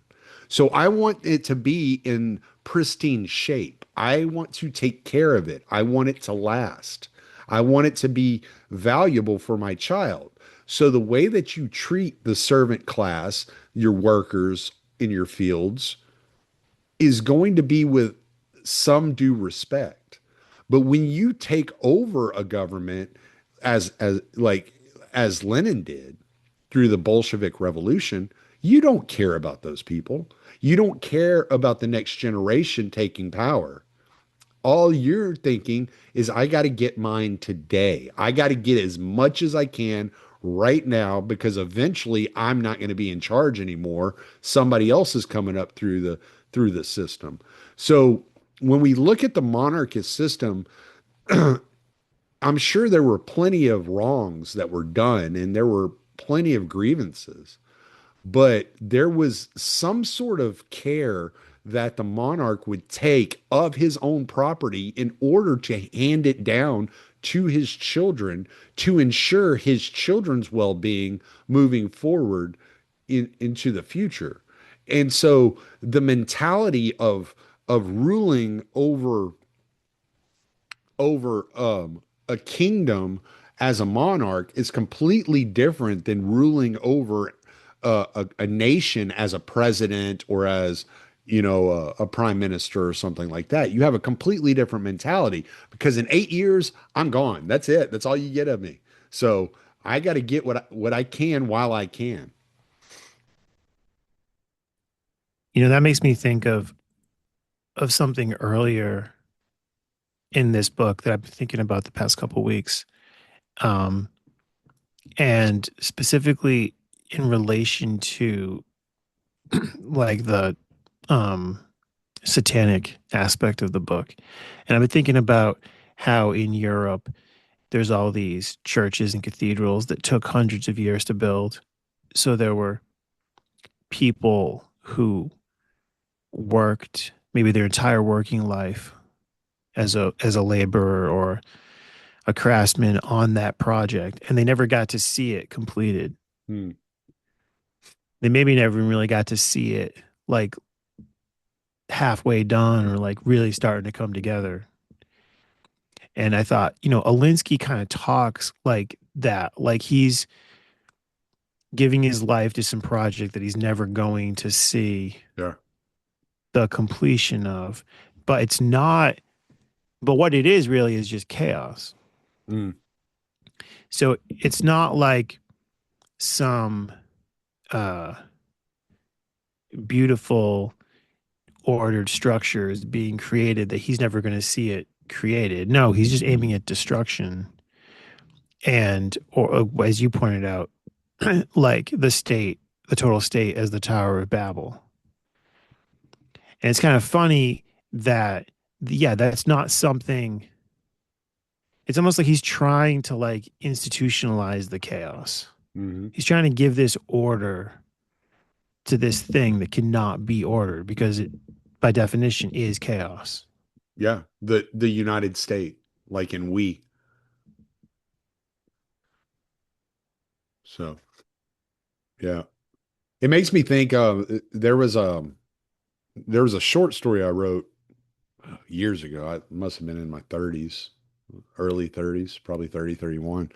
I wrote, and what I think it was like the opening line to the story. It was like somebody was talking to the devil and the devil's responding to them. And he says, God is the builder. He's the creator. He is not my priority and not my business. I'm but an architect of chaos. That's awesome. I want to read that story. I'm gonna have to find it. Find that story. Yeah. I'll probably have to do some editing to it, but yeah, I'd have to find it. I It's have it great. The somewhere. architect of chaos. Yeah. What else is funny when you say that is that in the past few pages, Alinsky sounds like an engineer. Hmm. Yeah, Where he's like, drawing this is a blueprint. yeah, because engineers will be like, you know, it's wrong to ask what's the best way to do something. What you ask is what are all the possible ways to do it? And then and then you pick which one based on factors like cost and time and Right. other issues like that. He's he's an engineer of chaos. Mm. All right. Moral rationalization is indispensable at all times of action, whether to justify the selection or the use of ends or means. Machiavelli's blindness to the necessity for moral clothing to all acts and motives, he said politics has no relation to morals, was his major weakness. All great leaders, including Churchill, Gandhi, Lincoln, and Jefferson, always invoked moral principles to cover naked self interest in the clothing of freedom, equality of mankind, a law higher than man made law, and so on. This even held under circumstances of national crisis when it was universally assumed that the end justified any means. All effective actions required the passport of morality.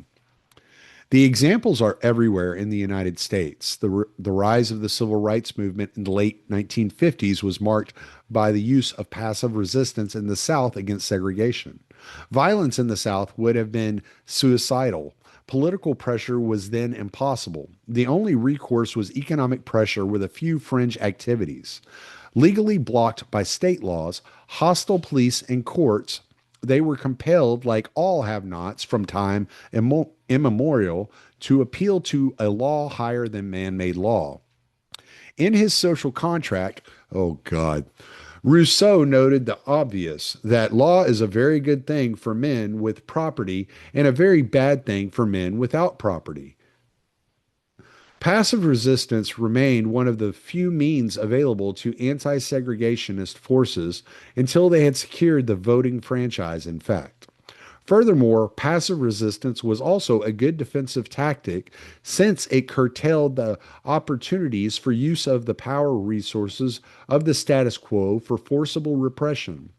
Passive resistance was chosen for the same pragmatic reason that all tactics are selected, but it assumes the necessary moral and religious adornments. However, when passive resistance becomes massive and threatening, it gives birth to violence.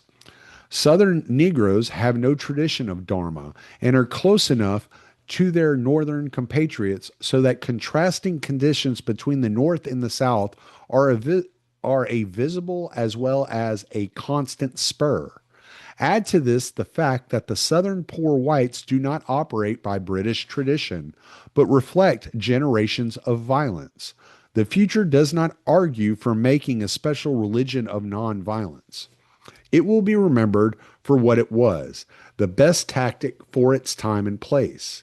As more effective means become available, the Negro civil rights movement will divest itself of these decorations and substitute a new moral philosophy in keeping with its new means and opportunities. The explanation will be as it always has been: times have changed. This is happening today. The 11th rule of the ethics of means and ends is that goals must be phrased in general terms like liberty, equality, fraternity, of the common welfare, pursuit of happiness, or bread and peace. Whitman put it, the goal once named cannot be countermanded. It has been previously noted that the wise man of action knows that frequently in the stream of action of means towards ends, whole new and unexpected ends are among the major results of the action. From a civil war fought as a means to preserve the Union came the end of slavery. I just keep waiting on him to quote what's his name Kendi X Kendi Ibram X Kendi when he says past discrimination can only be cured by present discrimination, and present discrimination can only be cured by future discrimination. And it's like, okay, so you're talking about a never-ending cycle of just everybody discriminating against everybody, just taking our turns. It's like, okay, you beat me, and then I get up and I get to beat you so that you get to get up and you get to beat me. It's like, yeah, that's all fine and dandy, but when does somebody just say, fuck this, I'm going to kill you? like it's like you have, yeah, it's just, it takes no consideration into the concept of human nature and what humanity is willing to do to preserve itself. And if they feel like you're turning on them to make them the scapegoat for crimes they never were involved in and never committed, then they might do some really nasty stuff. Yeah, I think about this when I talk to friends or I see it online where people are like, "Oh, what's the matter, white people? You're afraid of being a minority?" And I always think that's interesting because there's an assumption when they say that like when the white people are the minority, say 20% of the population, that they're going to be dominated by the BIPOC and they're going to get their vengeance for shit that these people never did. But oh, it's past discrimination and this mythology with the slavery and the Jim Crow, et cetera, et cetera. But I'm like, well, maybe that's what'll happen. But have you ever heard of Iraq under Saddam Hussein? 20% of the population was Sunni, um, and they dominated the government. Hmm. 60% of the population was Shia. 20% was Kurds and whatnot. And one of the ways they dominated the majority population is they would rape their children in front of them. Like that kind of thing happens. People are capable of that. So you're over here with your fantasy of like revenge against these past crimes that you didn't even personally experience. Mm. And you're like telling people, you're telling the whites this. And it's like you're just contributing to the potential creation of a very malevolent white consciousness that doesn't really exist in this nation right now. Yeah. But it's like you're trying to create it. Yeah. Well, and it's like, okay, so what happens when white people become the minority? Okay. White people are called what? Caucasians. So what are we going we're going to start importing people from like barbarians and Neanderthal people from like the Caucasus area, Dagestan and Uzbekistan and all these stands where these people still live in caves and wrestle bears. Like, all right, dude, yeah. Now we got our fighting force. It's like, come on, man. Like, this is stupid. Like, what are We're gonna we bring doing? we're gonna bring the Azov battalion to defend us. Yeah, right. I bet they'll call them Nazis real quick. In this connection, it must be remembered that history is made up of actions in which one end results in other ends. Repeatedly, scientific discoveries have resulted from experimental research committed to ends or objectives that have little relationship with the discoveries. Work on a seemingly minor practical program has resulted in feedbacks of major creative basic ideas. That N where it says has resulted in feedbacks, doesn't that look like the letter M and not the word in? Ugh, some of this old writing like all rubbed off. All right. Work on a seemingly minor practical program has resulted in feedbacks of major creative basic ideas. J.C. Flugel notes in Man, Morals, and Society that in psychology, too, we have no right to be astonished if, while dealing with a means, e.g., the cure of a neurotic symptom, the discovery of more efficient ways of learning, or the relief of industrial fatigue, we find that we have modified our attitude toward the end, acquired some new insight into the nature of mental health, the role of education, or the place of work in human life. If you want to know more about this, go watch Buck Johnson's last show, the Counterflow podcast on neurodivergence. The mental shadow boxing on the subject of means and ends is typical of those who are the observers and not the actors in the battlefields of life. In The Yogi and the Commissar, Kostler begins with the basic fallacy of an arbitrary demarcation between expediency and morality. Between the yogi, for whom the end never justifies the means, and the commissar, for whom the ends always justifies the means. Koestler attempts to extricate himself from this self-constructed straitjacket by proposing that the end justifies the means only within narrow limits. Here, Koestler, even in an academic confrontation with action, was compelled to take the first step in the course of compromise on the road to action and power. How narrow the limits and who defines the narrow limits opens the door to the premises discussed here. The kind of personal safety and security sought by the advocates of the sanctity of means and ends lies only in the womb of yogism or the monastery, and even there it is darkened by the repudiation of that moral principle that they are their brother's keepers.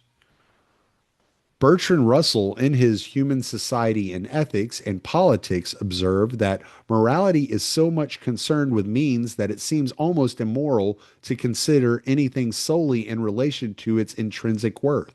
But obviously, nothing has any value as a means unless that to which it is a means has value on its own account.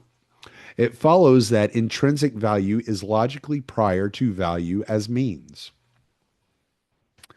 The organizer, the revolutionist, the activist, or call him what you will, who is committed to a free and open society, is in that commitment anchored to a complex of high values. These values include the basic morals of all organized religions. Their base is the preciousness of human life.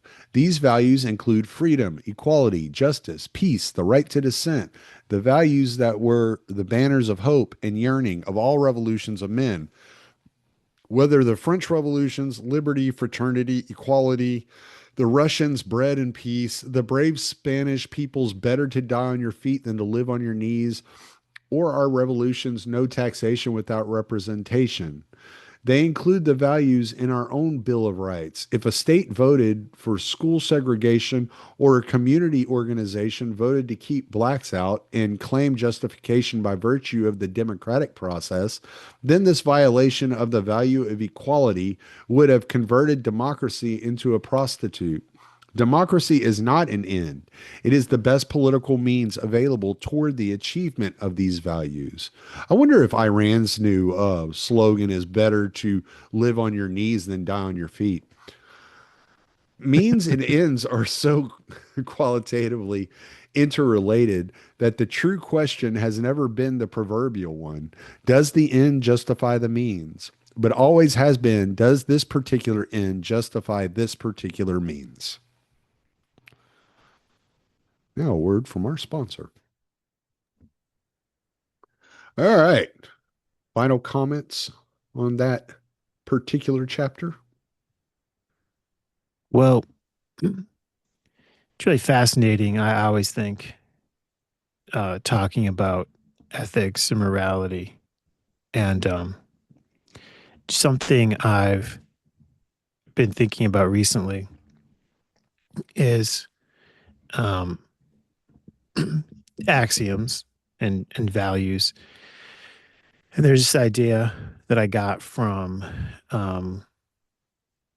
the biologist E.O. Wilson, and then also this mathematician who was recently on the Lex Friedman show, and I forget his name, but like putting their different works together, I got this idea that biology is underpinned by chemistry, and chemistry is underpinned by physics, and physics is underpinned by math, and math is underpinned by axioms. But what are axioms? Those are just assumptions. So all of our knowledge is built on these assumptions.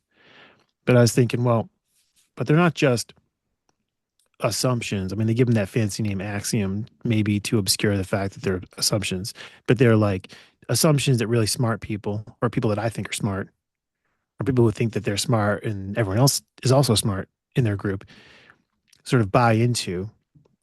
So I had the idea, well, it's like you stop at, I was just in my mind, in my model, stopping at the assumptions, but then, well, like the assumptions are being underpinned by us. And so he's kind of, you know, in that position. He doesn't really say that, but since he rejects God and he embraces Satan, he's basically, and he's, as you pointed out, he's basically saying, embrace your corruption. And that's his foundation, is the corruptness of human nature. That's what's going to underpin the values and then the means and the ends and everything else. And then I would also say it's really cool reading this book with you because I'm not saying I wouldn't have understand it, but my understanding of it would have been much poorer. I wouldn't have really zeroed in on this like antichrist satanic commitments that is running throughout it. So that's really beautiful to be able to see. Thank you so much. Oh yeah, absolutely. Well, and that's one of the things whenever you're going through and reading a work like this with another person, you're getting a secondary perspective, from it. We share, you and I share a lot of commonalities in the way we think about things and the way that we view the world.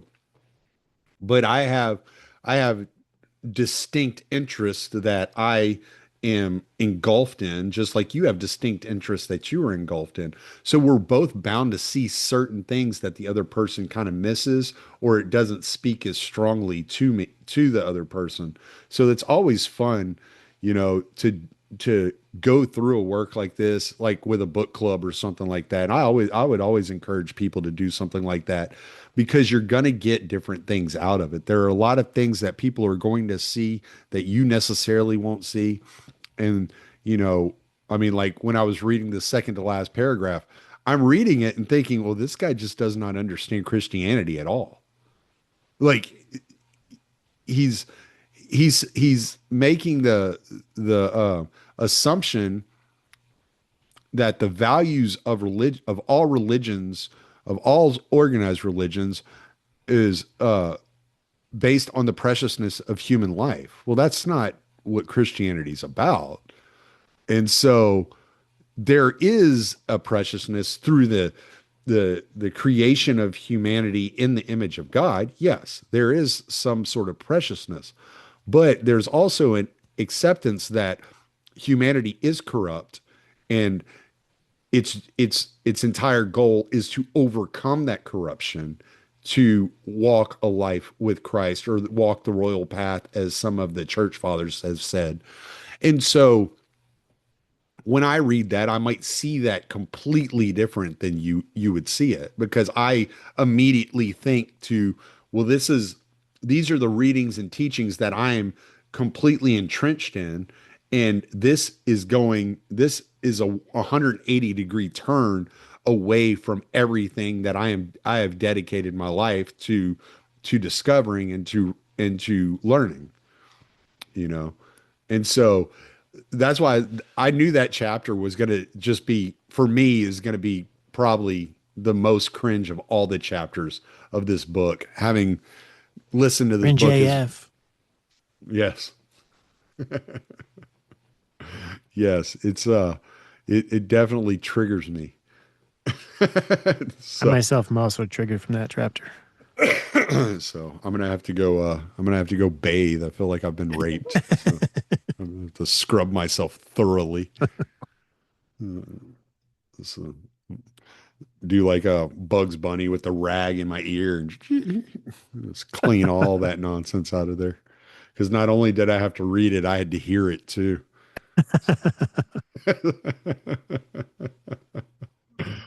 All right, man. Well, I need to go spend some time with my puppies and see what my wife is doing. I'm sure she is about ready to crash out for the night. Um, it looked like I got home and she was in bed, and I was like, "Oh, she's been in bed all day, just chilling. Good for her. She deserves it. She needs a day to relax every once in a while. No We all doubt. do." So, so yeah, I'm gonna run and do that. I hope everybody enjoyed this episode. I always appreciate you coming and doing this with me, John, and we will see you Thanks for next having me, week. Tommy. Yeah, absolutely, absolutely. I'm gonna stop this recording.